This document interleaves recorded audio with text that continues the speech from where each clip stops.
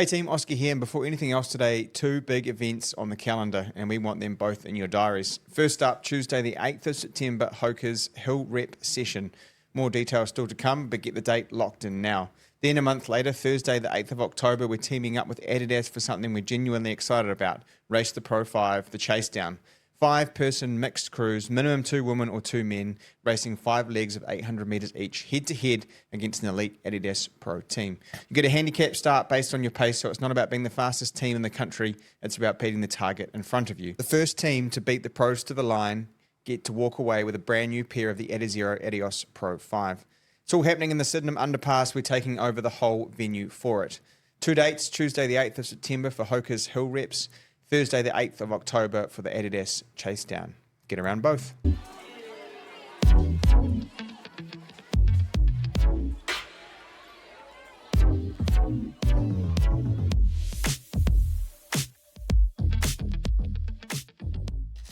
Hey, it's Oska from the Frontrunner. And Anna from the Frontrunner. And you are listening to The Rundown, our weekly running specialty podcast where we take you behind the scenes of our running specialty business here in Christchurch and all the events and stuff. That was a creative one. I'm not feeling overly creative today. I don't think you are either, to be fair. You're going to have to bear with me because I've been a bit sick the past few days. Yeah, you've just had like one thing after other. Yep. So, yeah, apologies in advance. But if you want an episode this week, this is what's going to happen. We're making do with what we have. And it's actually been quite a big kind of 8 days in the running space around lots of things, and we'll cover off as much as we can. But the whole idea is hopefully we're keeping you company during one of your runs in the week. Mm-hmm. We got a little glimpse of summer for 3 days. Yeah, it was so lovely and warm. And now it's not. Now it's not. It's rainy again. And what did we used to say when we were kids? Like, I tricked you. You know, like that's what it kind of feels like. Someone was out there doing some rain dances. I hope not. At least it's not windy today.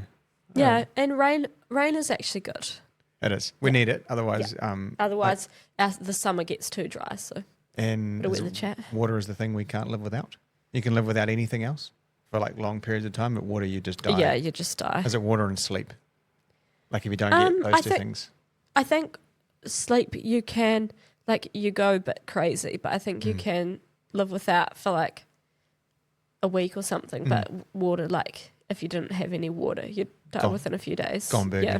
Anyway, that's, Anyway, so just biology 101, man. No, I never went to biology class.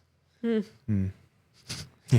I'm going to end that there. I'm trying to be good. Anna's off to Europe on Sunday, which is very exciting. Yes, I'm very excited. You and Henry, who was on the episode a couple of weeks ago, are off to see parts of the world you have not seen. Mm-hmm. Yeah. Does it feel a little bit reassuring that he's seen parts of the world, so at least he kind of has a vague idea of what's going on? He is a very good traveller now, just because he gets a lot of practice for it. So he's got like the routines down locked on what we need to do on the plane, when we need to sleep, or like when to try to sleep, and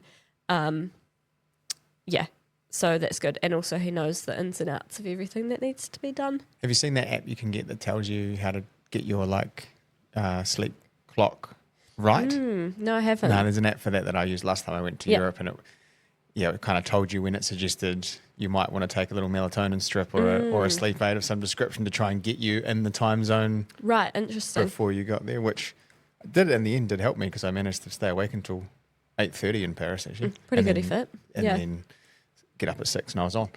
It's I was actually talking to Mum about this. She was talking to a colleague who said that they got onto the time zone, like they started like a week before they travelled, pushing back their sleep slightly, waking up a bit later, earlier, whatever way around, and that seemed to get you on a bit quicker. But I hadn't really thought about that as a concept before. I think if I was going to race again in Europe, I would definitely try that.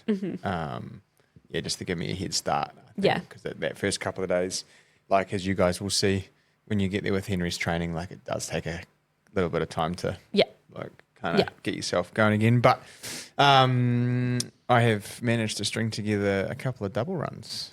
My hamstring is improving every day, that little bit better. And I've just started to think about what I might do next, which is a really nice feeling actually, with no pressure, of course. But not retiring. Not quite yet.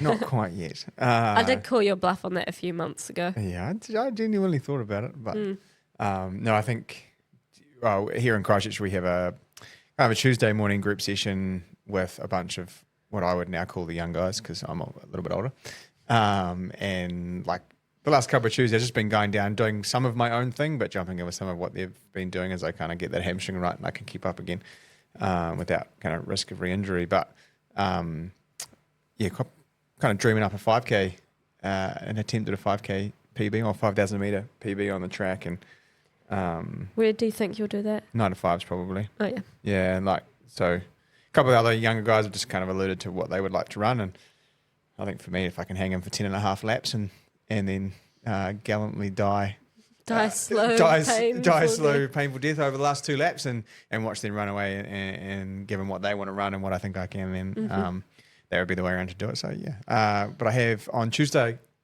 we'll talk about the shoe a little bit more in depth towards the end of the episode, but the SuperComp Elite V6 from New Balance, so their new race day shoe. So yeah, definitely an improvements in 5, and we'll kind of cover that off. I've now put 4 or 5 runs into that rad UFO shoe that Anna did not really get along with that well. And surprisingly enough, Anna 2.0 didn't really like it either. She tried it on. Neve Moolai, yeah. she took them home. Oh, yeah, good. She said they were as ugly as I thought, though. Yeah, they're probably not the most attractive shoe in the world. And then we'll do a little Melbourne trip recap shortly, but we saw the guys from Mount Coast, and we bought back a pair of the H1s. Yeah, H1, yeah. For Goody to try. Goody, of course, the co-host in our trail running spin-off episode that launched this week. Off track. And, which, yeah, the boys did a good job for episode 000. We didn't know they kind of joked that they might not release episode 000. They might just get one under their belt, but we decided we'd fire it up and been a good response so far. So if you're into that trail space, they're talking gear and training and nerding out on stuff that Anna and I don't understand. But good for them, man. Yeah, you go get it. So that Mount Coast shoe, yeah, exciting to see that coming. So you haven't been doing a lot of training, have you, mate? No, I haven't. I kind of got back from my wisdom teeth, and I was like, yep, cool. And then we went to Melbourne, and I think I was like getting the very start of something because I wasn't feeling 100% there. I was like, oh, maybe just jet lagged. Well, not jet lagged, but the jet lagged in the sense that, you have to wake up at like 3 a.m. to get on a plane and then travel, and then we were in meetings all day. So I ended up going for a walk instead, and then same the next day on Friday. We'll get into that. But then Saturday, Sunday, Monday, Tuesday, Wednesday, I was like, oh, yeah, not too good here. Takes a lot for you to sit out. I had, in hindsight, I thought maybe we should have flown Wednesday night. Slept, worked all day, and then come home on the 6:30 on the Thursday night. Yeah, rather than get up. There's the 3. I'm going to do the 3:30 a.m. flight again tomorrow to go to Sydney, and the 5 or 6 hours sleep is no good for you. Like it's broken, and you're worried about your alarm, and you kind of like all that other stuff. Yeah, like you kind of preemptively. Like you're preempting your alarm, right? So you never sleep as well. Sleep is deeply. So maybe next time we do that. But I don't know how you felt. We hadn't actually had time to debrief because you got sick and I've been away. But how did you think Melbourne went with the? Well, you can tell people what we were doing. Yeah. So this time around we were there mainly to have a chat with Hoka and get a pre-line for the product. So to go behind the curtains, is that what the saying is? Yeah. Whatever. Usually in around November, we'll have a look at a range of shoes that are going to come out for all brands for the back half of the following year. So like November last year, we were buying what we're selling now, basically. Yeah. Like ordering what we're selling now. I feel like that's fun to say. Yeah. So basically, we got the opportunity with Hoka to have a look at the range of shoes before it was even decided, to kind of see what direction the brand was going and what major updates were coming through. So it just lets us have a bit of better planning of, so we make sure that we have the right stuff that people want to buy when they want to buy it. Yeah, I think the hard part perhaps to understand from a consumer lens is the brand is worried about the whole brand. Us and our customers are worried about some of the brand. Yeah. And sometimes brands aren't looking at what one side affects the other so much. And so by getting ourselves, and I think they might have had a couple from Australia come in over that week, what that means is we can get in front, we can say, look, these are not so flash. Yeah. These are absolute home runs. Yeah. We would like some protection in the run specialty space around these ones. And perhaps we can help dictate months and colours for the country so that we can kind of get timings right, and the hope that we keep most people happy. Yeah. Which I think is a really great step forward, and one that we've started to do a little bit more with brands. Yeah, definitely. So we can't tell you anything. Yeah. All I'd say is I think Hoka have 2 home runs and one that is an issue, which I replied to very diplomatically in an email last night. But I don't know. Again, it's probably far enough out now where if a few people have raised some concerns, then something might be able to be done about it, or at least we can prepare for what might eventuate if that is the path they choose to go down with some particular lines. So that was very cryptic. Very cryptic. But we got to catch up with Marshall from Saucony, and obviously Saucony is a bit more niche than Hoka, and but it was great to have a look at some of the updates there. Yeah, some cool stuff coming from them too. I think we can probably safely say they have a racing shoe for April, May next year, and that's really exciting. That, I'm okay saying I think it goes back to very similar geometry from Elite 1 with an update to a premium, unbelievably light midsole material. Yeah. So bringing the Endorphin Elite 1 to 2027, basically. I think so. So that's really exciting because, Pro 5 and then Pro 6 are great kind of all-round race day shoes. They probably didn't keep up with some of the other brands in the category. Yeah. And as we know, the Elite line from them is very soft. So it's a particular customer who enjoys using that product. Yeah. That's all I say. Did you do any good runs while you were there? Yeah, I ran around I was pretty knackered after we'd been in meetings all day Thursday. I don't know what your social battery's like, but I felt this when I was in a Christchurch Marathon meeting on Tuesday as well. But Tuesday. I think it's exhausting. Yeah, it is. Because you're constantly, people in the room want answers from you, and you're trying to say something that's worth the value, and then make sure that you actually believe what you're saying. And there's not a lot of time in between them asking a question and expecting an answer. Yeah. Those big rooms, so the old social bat was a bit low. Yeah. So I got a nice little hour around the Yarra on Friday night. Yep. Thursday night. And then you walked halfway around Melbourne. Yeah, my mum was at a conference in Melbourne at the same time, so she was actually on the same flight as us going over, which was funny because your family's one of those people that the social battery you've got. I don't know. I always have time for my family and stuff like that. So I walked. I started walking towards the river. Yep. And then Mum texted me to say, I'll be done at about 4:30. And it was about 3:30 at this time or something. And I was like, okay, I'll just walk to where you are, thinking it was, I didn't really look. Because I guess in Christchurch, when you look on a map and there's lots of blocks, those blocks are quite big.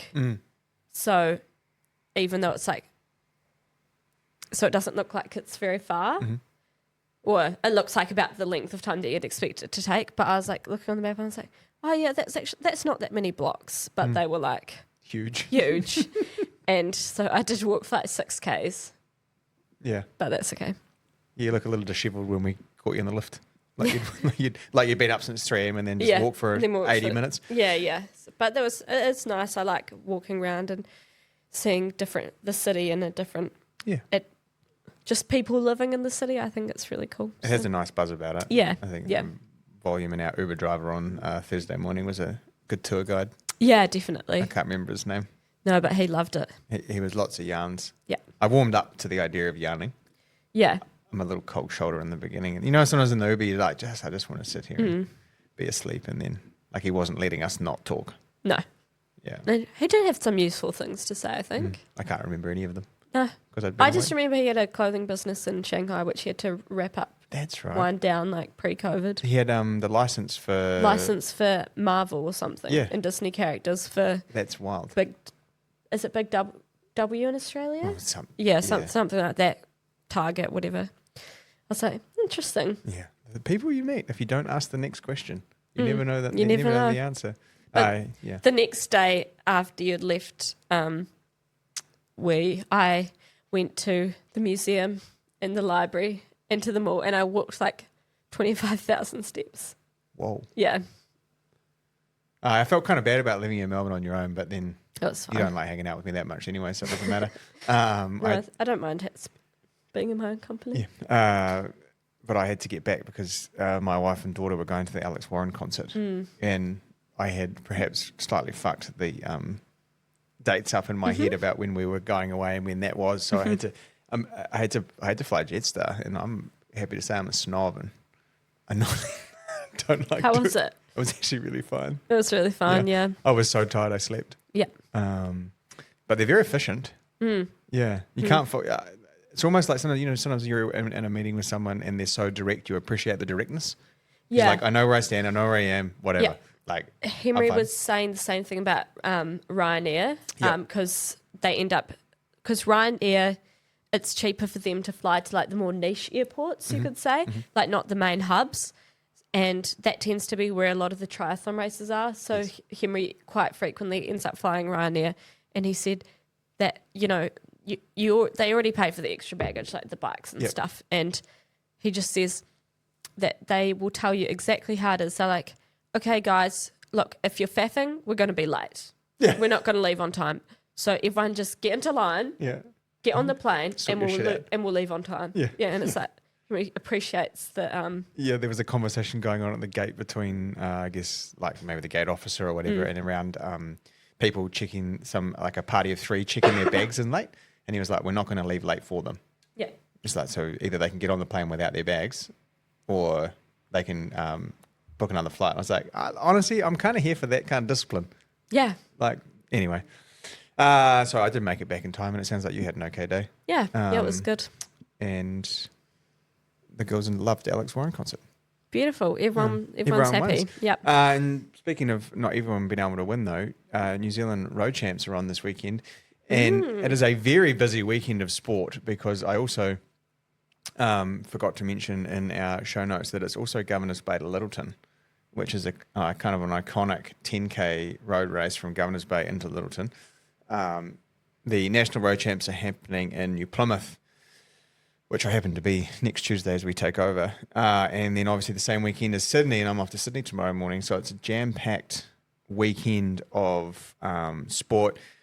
Lucas Martin who from NZ Predict was in the shop yesterday, and I was making fun of the fact that race walkers are a bit silly, and he said that not that I have anything against race walkers, but they're pretty silly. He said he'd send me through some race previews for the walk. So fuck it, we're a running podcast, but we're going to do a preview for the walks before we even talk about the athletes running. Have you got a list of the athletes running? No, not yet. That's fine. I can find the start lists. It's not on. You have to search in a weird place. I did find it earlier. Okay. I think it's on my phone.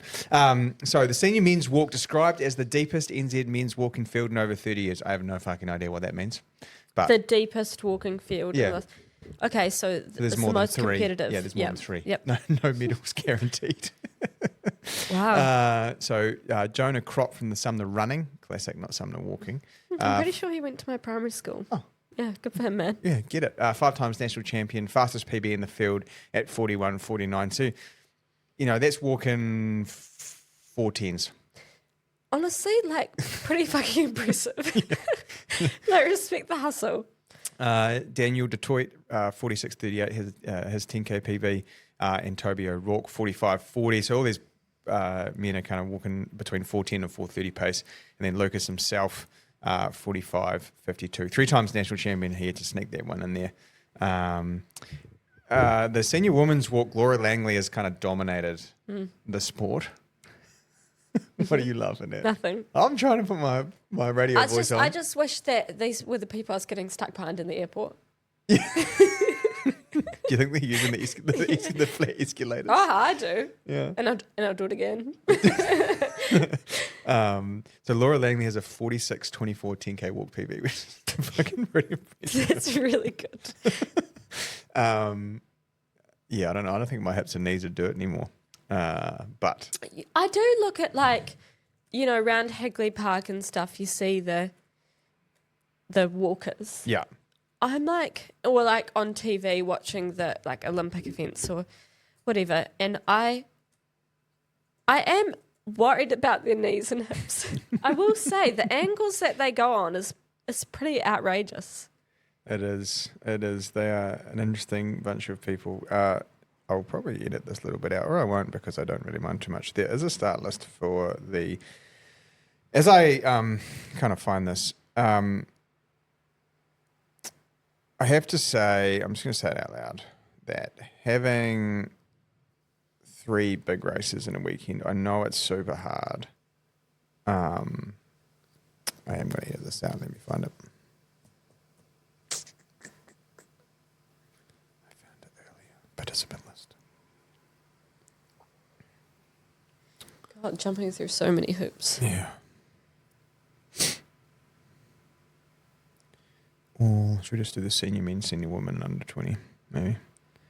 I don't think that'll piss anyone off.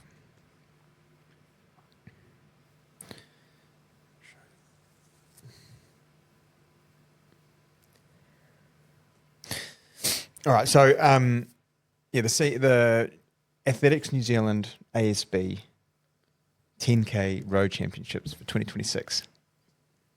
Can I just say the ASB ads that's running at the moment is pretty iconic with all of the people running. And then it's like Sam Ruth. Yeah, Have you that's seen it? pretty good. Yeah. If you like running shoe ads, people should go and see. I think it might be Fleet Feet in the US have a shoeaholic ad campaign right now. Mm-hmm. It's fucking good.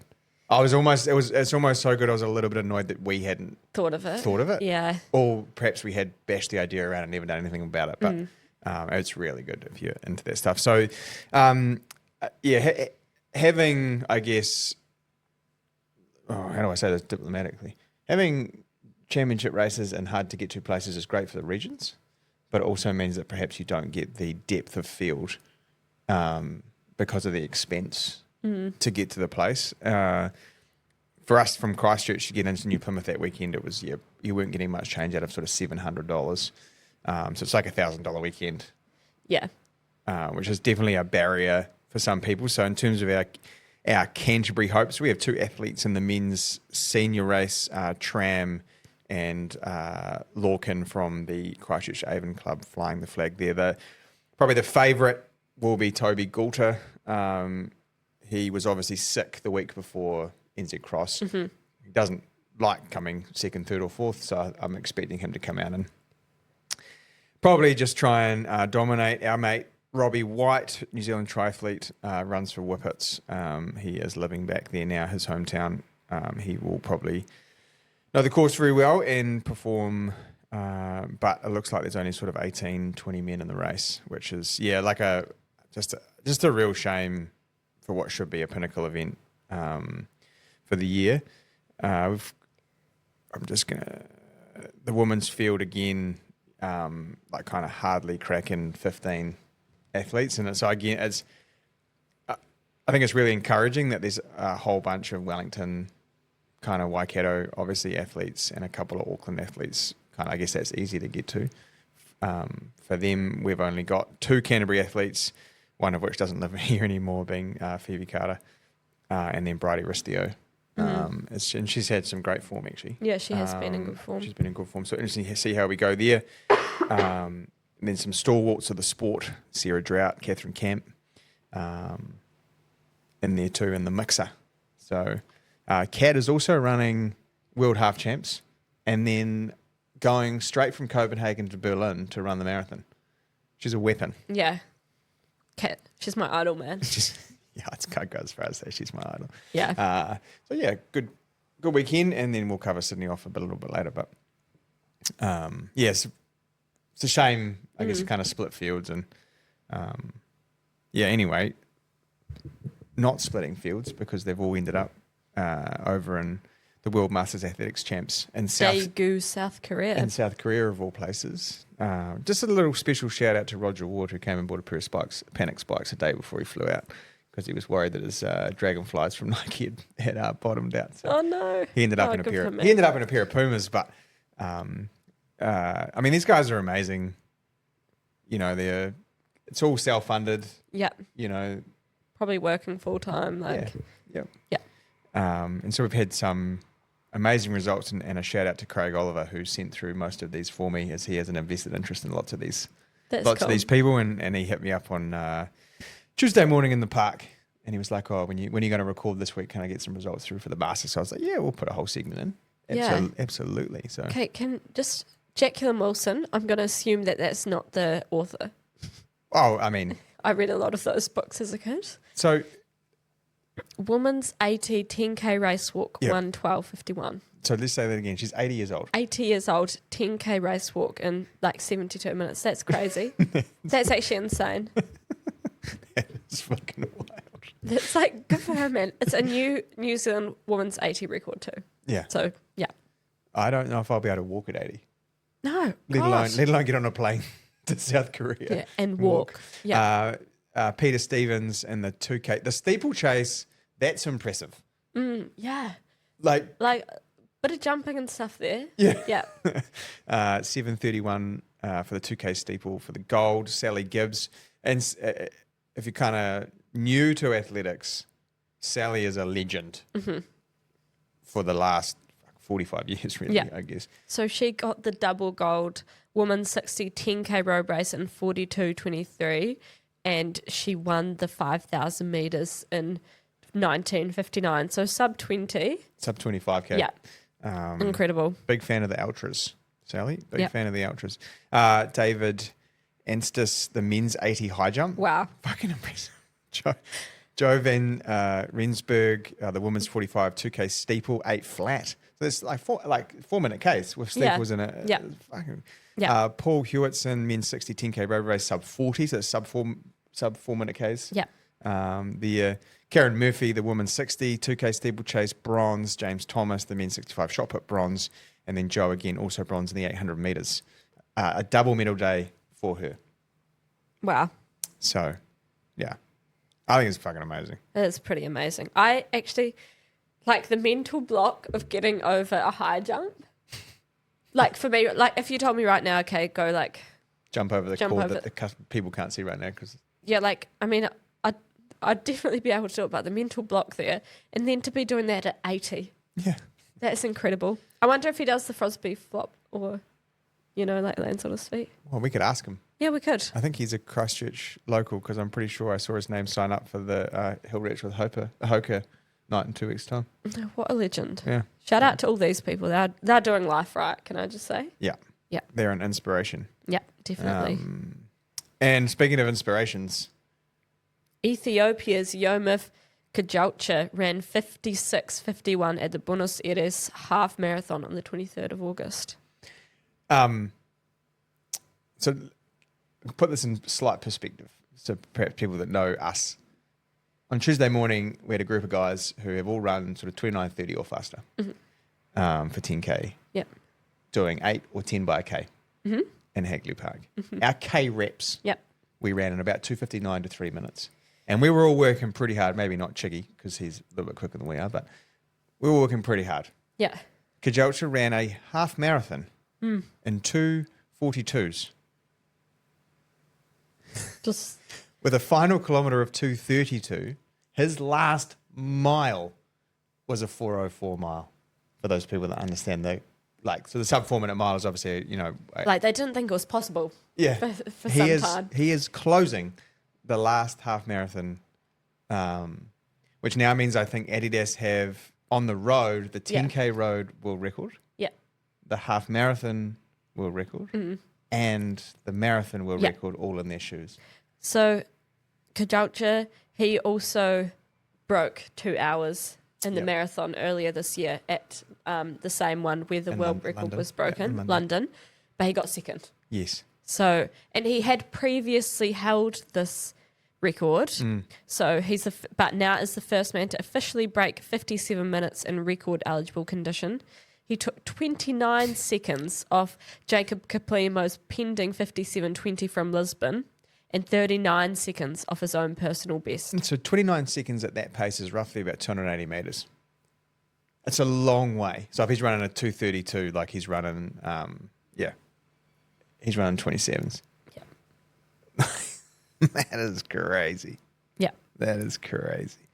If you haven't watched that back, he actually has a really cool YouTube series at the moment where I think it might be a cultural thing where we don't often see behind, like Kipchoge was probably the first East African to like kind of lift the lid on what he was doing.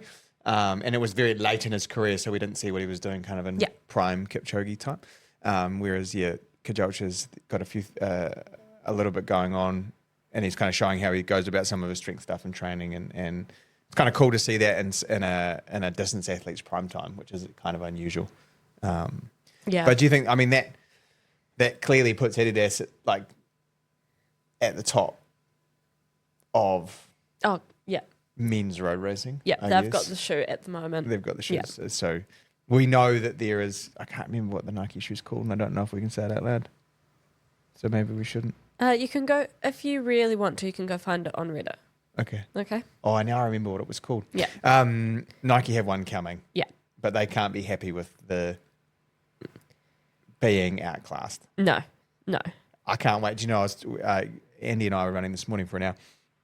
And I was running the Nova Blast 6, which I'm really enjoying, which I didn't think I'd say out loud. And all the brands, so the Olympics in LA 2028 will be the biggest event for running, like, kind of ever, I think. And all the brands are trying to get on a timeline where they can release their race day products. Yeah. Brand new April 2028, or like, say, February to May or whatever, 2028. And we are going to see a shit fight. But I have a funny feeling that Li Ning is cooking in a Chinese factory behind concrete walls. And because they're kind of shut off from the world in lots of ways, or the Western world anyway, we will not know what they're doing. No.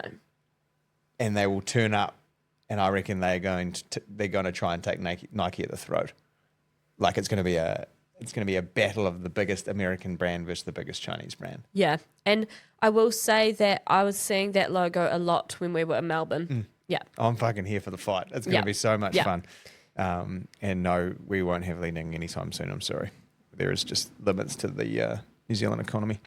Anyway, so Kejelcha, my guy. Holy hecker. That is insane. I challenge anyone to be able to run a kilometre in 121.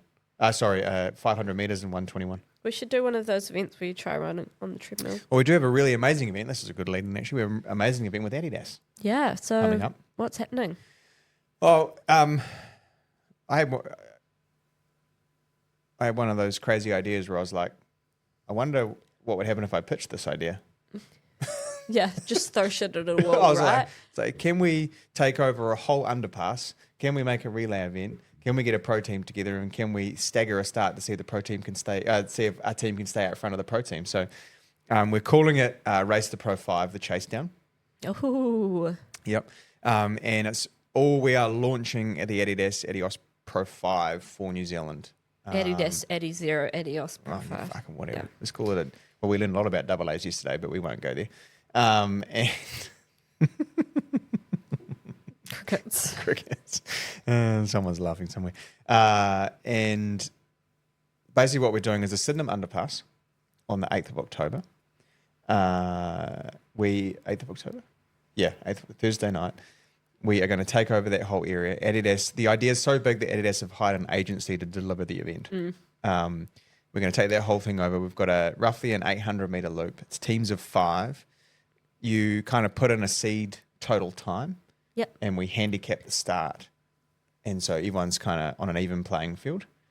The pro team, which we've put together 5, hopefully, not totally confirmed, we put together 5 New Zealand representatives. Yeah. That will be completely decked in Adidas. Yeah. they are going to try and run through the field, which goes right through the Sydenham Underpass building, through all the food and eateries. There's going to be live DJ, free drinks, pressed T-shirts, light up cones, wristbands, rave style, lights, laser lights, smoke machines. I don't know, whatever else. Yeah, I'll still be away, which is a bit disappointing. Yeah, sorry, man. Yeah, that's okay. You have to live vicariously through the social media. Yeah, like everyone else. Yeah. Who's not in Christchurch. Who's not in Christchurch. So I think this kind of culminates to all the fun stuff we've done in the last 3 weeks, and then this will be the last kind of big event that we do for the year before we knuckle down for summer. So a mixed relay race, 5-person cruise, minimum 2 women or 2 men. Yep. So that's, just covering that off, and then racing over 5 times 800 metre legs against an elite Adidas Pro team. Yep. So it's officially called a handicap start, which is what they do a lot on like cycling scratch races and stuff. So yeah. So what's the date there? 8th of October. 8th of October. Yeah. And if you've been listening to this whole episode, we'll probably do an ad read for the start and an ad read for the end, so you get all the details there. But Adidas have put in a huge effort, and Rebecca and Holly have been amazing. So yeah, shout out to them. Definitely shout out to them. It's going to be limited to 20 teams. Yeah. So what we've done right now is, if you are part of a club that the store is involved with, so whether that's a Harriers or a social club, we have created individual invites for each club, which will get sent out first, and then see what kind of response we have from them. I won't listen because I'm sure I'll miss one out and piss someone off, but I have gone through a pretty extensive list of about 12 or 14 clubs that we are involved with, and then we'll go out to the public to put together teams after that. Everyone's allowed to come and watch, so it's not like if you're not in a team, you are welcome to come and have dinner, and all the food stalls will be open, and it'll be a really crazy rave on a Thursday night. Beautiful. Running rave. Yeah, anyway. Right, we've got an audience question now. We do. So this one came through to the email. Yep. About burning forefoot in shoes. Oska, it's possibly new shoe time, unless you have some advice. I'm about to hit the 10K. I'm getting to about the 10K mark when the balls of my feet start to feel really hot and sore. I've done nearly 400 Ks in the Saucony Triumph 23s and have completed half marathons in them. Feet are fine as soon as I stop running. It's just started to happen the last couple of times, and not at a fast pace. Do you think it's time for new shoes, or is there something I can try? This is good, because we do get a lot of questions around burning feet. Shout out to this guy. He was actually one of the head chefs I used to work for. Oh, cool. Yeah, and now he owns his own brewery, I think, or runs a brewery. Good for him, man. And so he's doing some 70.3 stuff. He's another good story about quitting smoking and drinking and doing something fun with his life. So there's lots of reasons why you can get burning forefoot, and the way someone describes a burning forefoot isn't necessarily how we would describe a burning forefoot. So someone might have like pins and needles, and they'll kind of think it feels like burning. Yeah. They're slightly different. So I've made some assumptions from his email and comments that I'll use for these examples. Yeah. So I'm going to assume that it is actually a burning forefoot, and he's feeling heat friction. Yeah. And that's how I would describe. Because remember, burning. Everyone, that it's the energy escaping. Correct. Basically. Yep. Back to high school physics for you there. Yeah. Heat and sound. Still energy escaping. Yeah. And so the other caveat to this is he has a slightly wider forefoot. He's had a pair of wide Triumphs. Now, with anything, depending on the shape of your foot and the shape of the shoe, you can stretch the upper.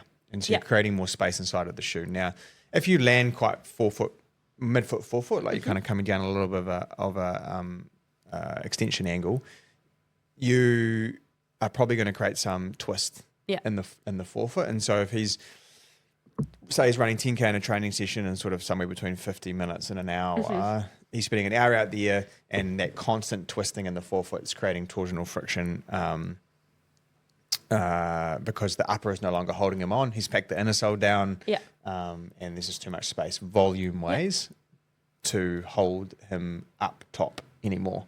The second thing that can happen is you can lose some dorsiflexion, which is the way if you stand flat-footed and push your knee over your toes, that dorsiflexion angle is when your toe come up towards your body. So you're closing the angle off, not opening of the ankle joint.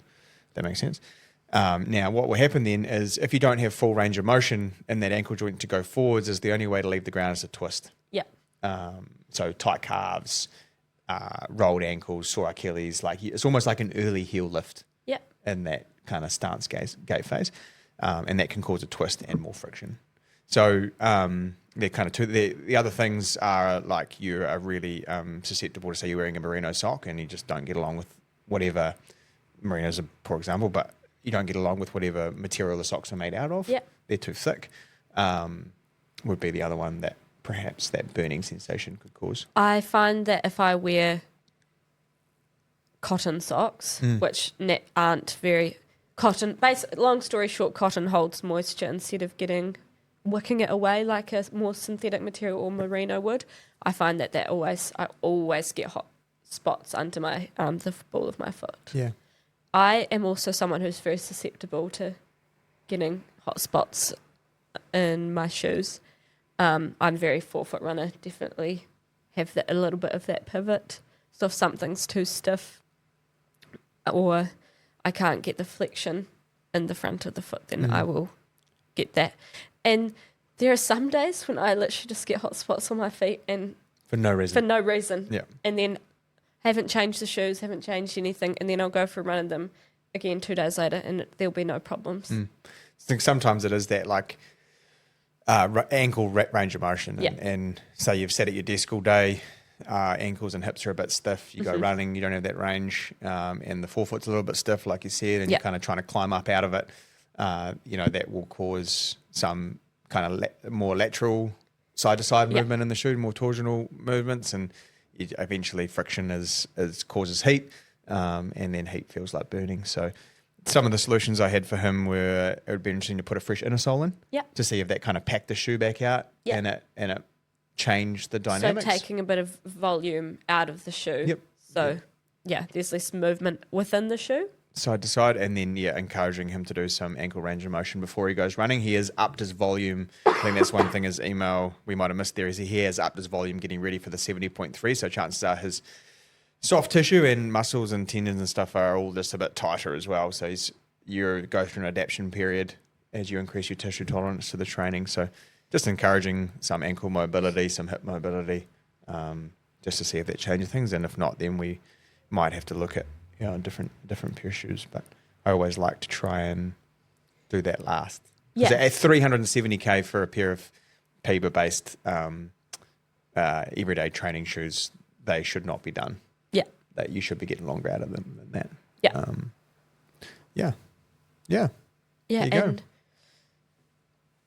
note here, slightly thicker sock. Or try that. Yeah. So again, to pack out that volume. Pick out the volume. But JC is someone who loves replacing an inner sole. Yes. Yeah.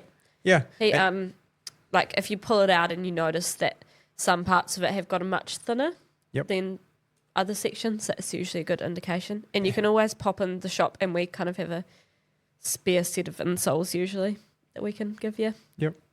And chances are if you pull that inner sole out and you see the divots in the forefoot, you are a heavy forefoot runner. Yeah. And you are probably squashing that forefoot out, creating more space. Yeah. Yeah. Yeah. Yeah. Inside of the upper.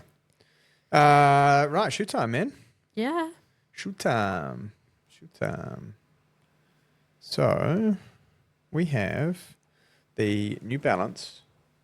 Is it still called SuperComp? Yeah. New Balance SuperComp Elite V6. Yeah. That's confusing. It's not fuel cell anymore because it's Infineon. And they couldn't put Infineon in the name. They couldn't call it the New Balance Infineon SuperComp Elite V6, could they? That wouldn't make sense. No, it wouldn't. So New Balance have completely changed, I guess, the direction of their, would you call them fast shoes or intended fast shoes or something? I don't know. Rest day shoe? Well, like, because you got the SuperComp Rebel V1, so they're kind of, everything's getting a bit of facelift in that kind of fast category. Yeah. Because I would still call that the fast category. I'd call this their pinnacle This is race the pinnacle. day product. Yeah, this is the pinnacle. Yeah. Look, it needed a change. V5, I think, was a... Bit of a flop. It was a... yeah, whatever. Yeah, this is sad. I felt bad for them. Like, they just got left behind in that. Yeah. And we don't know why, and we'll never know why. But what we've seen is an introduction of the aliphatic TPU. So the Infineon foam in this one, the version of that is an ATPU, which is far easier to change and tweak the metrics of compliance and resiliency. It's less susceptible to change in different temperatures and affected by the environment. It's more responsive. It seems to be the preferred foam of choice from the big brands at the moment. And I think simply because it's super responsive and lots of energy return, but you can work with it in lots of different ways, which is cool. So 40 mil, 33, I think, or something like that. 40 and 32, 8 mil offset. It comes down under that 200 gram, which is necessary now for this. We are going to see, obviously, some brands come with a sub 120. Yeah. I don't know how I feel about that category. I almost think it gets too light, but you get no feedback from it. Yeah. I guess they have to go to the extremes to land somewhere in the middle. Correct, yeah. And you got to push. As we've seen with, you got to push cushioning and stuff. the industry forward. Yep. The plate is far more aggressive. And you can, they're still calling it energy arc, which is kind of the rounded shape, medial to lateral. Yeah. And so it kind of creates like a corrugated iron springboard effect. Yep. As you apply pressure to it. You can see there's a cutout through the middle where you can kind of see what the plate is doing. I don't know why. I guess it gives the foam space to compress into. Yep. And trying to kind of dissipate. And explode back. So you're trying to use space to create explosion. Yep. Which is not dissimilar to how On have tried with their Cloud Tech Sphere idea. It definitely, I would say that this and the Rebel SC is definitely for someone who they feel better when you land a little more flat-footed. Yep. The way that they've done the toe spring is if I land really quite far forward, it doesn't feel like there's heaps under me. But because I use this for Tuesday for the K reps, when I let myself run relaxed and hit kind of just after the front of the first third of the back half of the shoe. Yep. That made no sense. That didn't, but whatever. The back of the midfoot. Yeah. And I hit it there, then I did get that kind of plate foam compression and it rolled and fired me off the front. Yeah. And that felt quite good. The upper, like the, I don't know if they still, Phantom Fit, they still call it that. That is very accommodating. And it is very comfortable. They have solved some of the fit issues that people found with V5. I couldn't even put V5 on, if I'm totally honest. The whole outside of my foot just spilled over the midsole. And this, like I say, this felt very comfortable. New Balance gave me an 8.5, which would be my normal New Balance size. The same as the Rebel, I went up to a 9. This, I think if I was choosing to race in it, I'd probably go to a 9. Yeah. It felt quite snug on the big toe. But yeah, I think they probably do have a legitimate race day option now. Pinnacle race day option. Lots of coverage in the PU outsole. Grip felt fine. Trusted it. Around the corners of Hagley. It was a dry day, so not quite sure what would happen on a wet day, but. I mean, at least the outsole has a bit of texture to it. Some of these race day products we see, they don't for weight saving purposes, but yeah. And the other bonus with this is it's going to come in a 2E men's and a D women's. Yeah. So that's the wider fitting option. So they will be, for New Zealand, one of the only ones that has a legitimately broader kind of carbon fiber Pinnacle product option. So if you're a fan of Rebel, if you're a fan of 880, if you're a fan of a New Balance training shoe, and you would like to, I was trying to think like it's Rocket X3-esque, but slightly faster. Yeah. I was trying to figure out where I kind of thought it fitted, and I like what would it compare it to, and it's quite unique in the way it feels because of where it wants you to land. A couple of these shoes definitely geared towards the back end of the marathon. Yeah. Trying to hold you together and help you kind of leave the ground, which I think is an exciting kind of space to start seeing. Yeah. Yeah. So it comes in at 420 New Zealand dollars. Yeah. Men's and women's fit. So Yep. comes in a B women's and a D standard men's, and obviously the widths as we talked about. But good to have good that a few brands are still having an option of like a men's and women's fit, because unisex fit in shoes sometimes means you've either got slightly less width for the men or too much for the women. So, yeah. Yeah, let's hope that they stay that way, because there aren't too many left. No, there's not. Kind of heading unisex ways. Yeah. Legitimate option from New Balance, very comfortable, fits really nicely. Yeah. And we'll see how see where it kind of lands. But So you think it's more of a marathon shoe? Yeah. Yeah.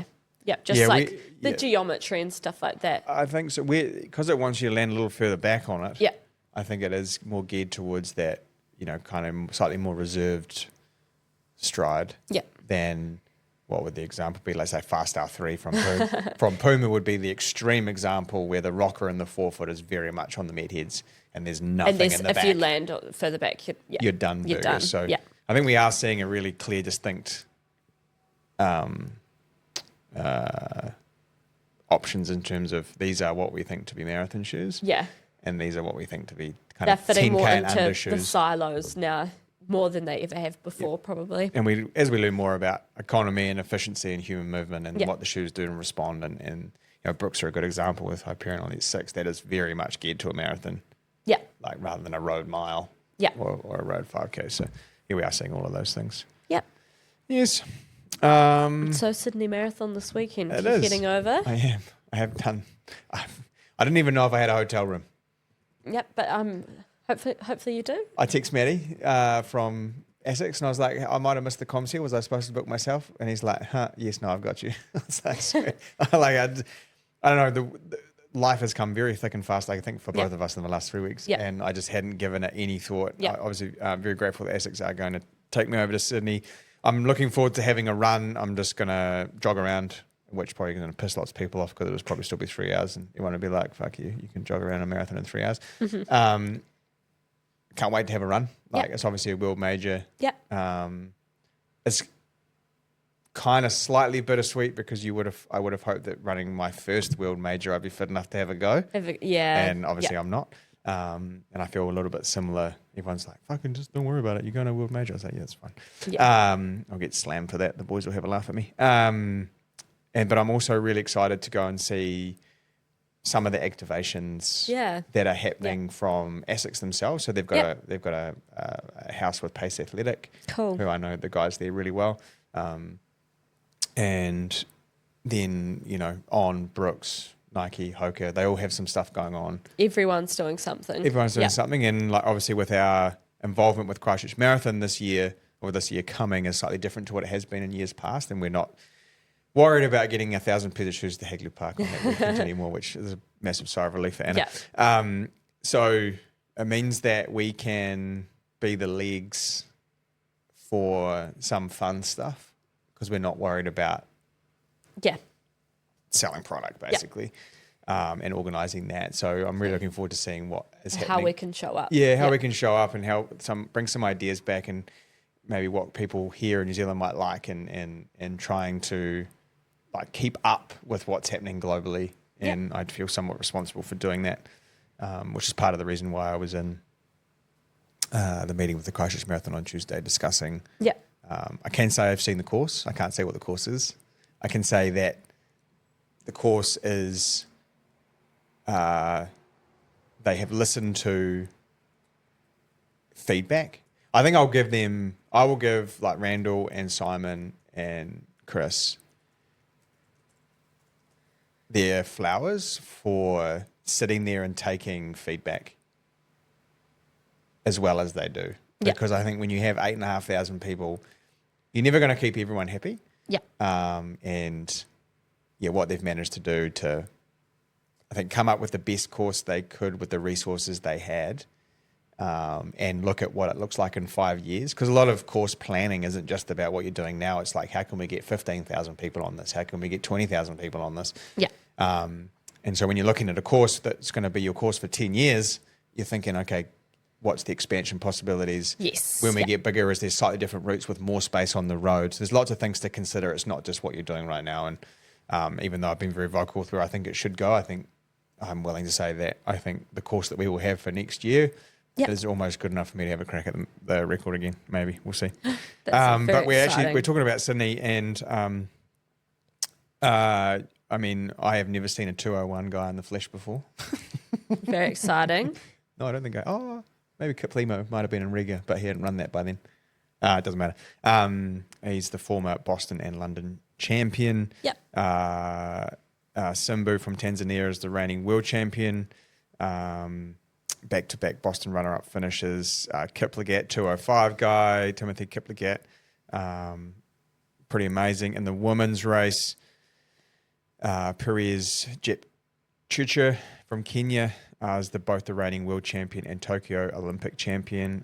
These are world class, right? Yeah, and absolutely. No matter what you say about whether the world major should have been the Gold Coast or Sydney or Melbourne or Auckland, who cares? Whatever you think, if we are as Oceania or Australasia, if we are attractive enough to have the world's best athletes, world champions, come down and run, I think that's pretty amazing. Yeah, absolutely. So as race director Wayne Larden said, for the first time in the event's history, both reigning world champions will toe the same start line on the same day in the same city. It's pretty amazing. Yeah. And I listened to a great podcast he did with Dom Harvey. Yeah. And Wayne, he just loves running. Yeah. All he wants is the best athletes. Yeah. On the best start line. Yeah. In the world, and he believes that's his race. So yeah. Pretty amazing. I'm really looking forward to the whole weekend. Going to hang out with Maddie Wallace and Brams, and Mac is going to be there. We're going to record an episode of the podcast on Saturday night. Yep. And a couple of our other, Logan Rogers, Celeste, Daniel Redman from UC's having a run. He's there on a work conference. Who's running too? So it'll be awesome. Was it 50,000 odd people? Yeah, something like that. What shoes are you going to run around the course in? Probably a pair of Mega Blasts. Yep. Mega Blasts. Will get me around. What colourway? Surely I use the new Rise and Shine colourway. Oh, gotta be, right. Yeah, I'd say so. -1, them out of stock. Yeah, 40,000 people racing. So the 5K on the Saturday, the marathon on the Sunday. Yeah. Yeah. 140 countries represented in 2026, which is pretty cool. And I think they've raised $11 million. $38 million. $38 million. Yep. I got that way wrong. Did I read 11 million till the 50 million they wanted? So maybe that's how we're Yeah. That's a lot of money. That's a lot of money. And really cool that events like that can do things like that too. So no, I'll be there. I'll give everyone a bit of a recap. I don't know if I'm going to get an episode recorded next week, just with Anna away, and then I'm in New Plymouth, and a whole bunch of stuff going on. But the weekend after, I'm trying to tee up a time to interview William Little and Connor Melton before they head off to Copenhagen for the World Athletic Road Champs. Cool. Not every day you get two representatives who are close friends and off together competing with the same coach. So I thought that would make a pretty good episode. And definitely. Give them a bit of time in the sun. Speaking of time in the sun did eventually come out on Sunday. The new Balance Stop Waiting for Race Day. Which was our third event in 8 days. 500 people across 3 events. That is pretty insane. And only 24 hours after I arrived back from Melbourne. Perfect. I just have to say Simon, who is our New Balance, rep, but he's more than a rep. Yeah. He's a friend. Yep. He was up at silly o'clock filling the jugs of coffee. Yeah. He was down there at 5:15 putting a tent up in the dark sidewoods rain. Yeah. With his wife.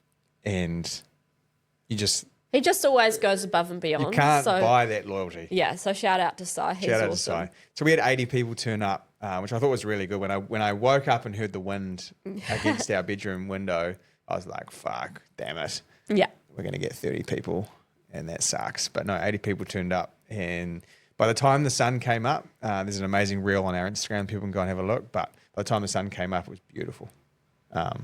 Absolutely beautiful. And people were treated to a 10K run, 15K run, 20K run, posh porridge, almighty drinks, fresh coffee. Yum. Simon even went out and got alternative milks. Oh my God. He had almond, coconut and oat, and then blue. What a legend. That is, if you were going to talk about details.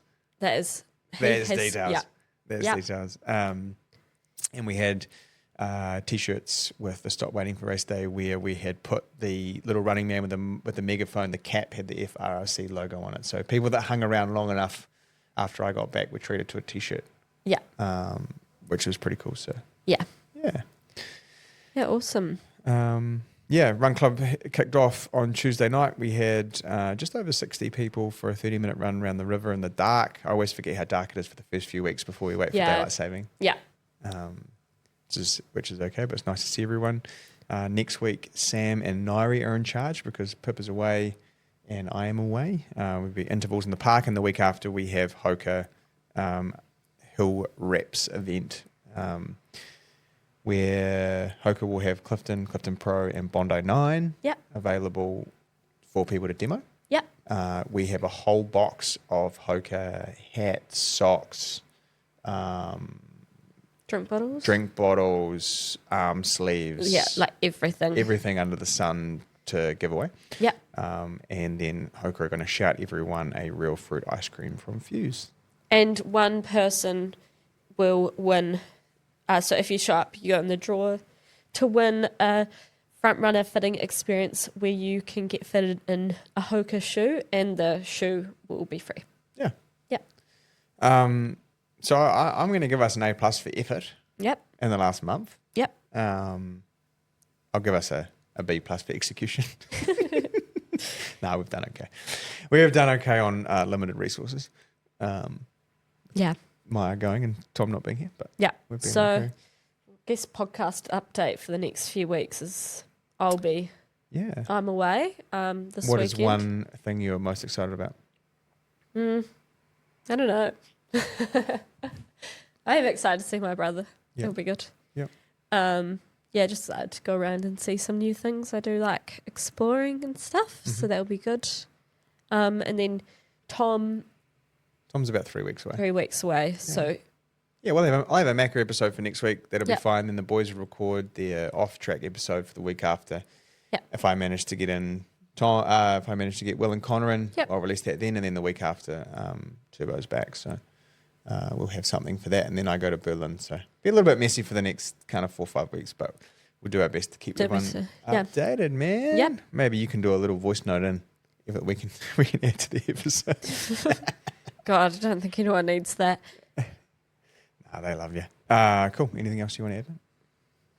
Not really. I hope you have an amazing trip. Thank you. You get to relax outside of Henry Racing. Yeah. So it's a difficult dynamic, isn't it? Yeah, it's You're both going unique. for the same reason, but different reasons. Yeah, exactly. But I think that just showing up, that's all you can do. So. Hundy P, New Plymouth. If you're listening from New Plymouth and you're around next week, I'll be in the shop Tuesday, Wednesday, Thursday. Yeah, come hang out. And at the moment, we're just organising a Essex Run Club for Nelson for a couple of weeks' time. So awesome. Keep everyone posted. Yeah, so lots happening, and hope everyone's training's going well, staying illness-free in Christchurch, where it probably feels like it's coming from all directions. Yep, just like sewage. Yeah, maybe. Well, eat your veggies. No, what do they say? Win the day. Win the day.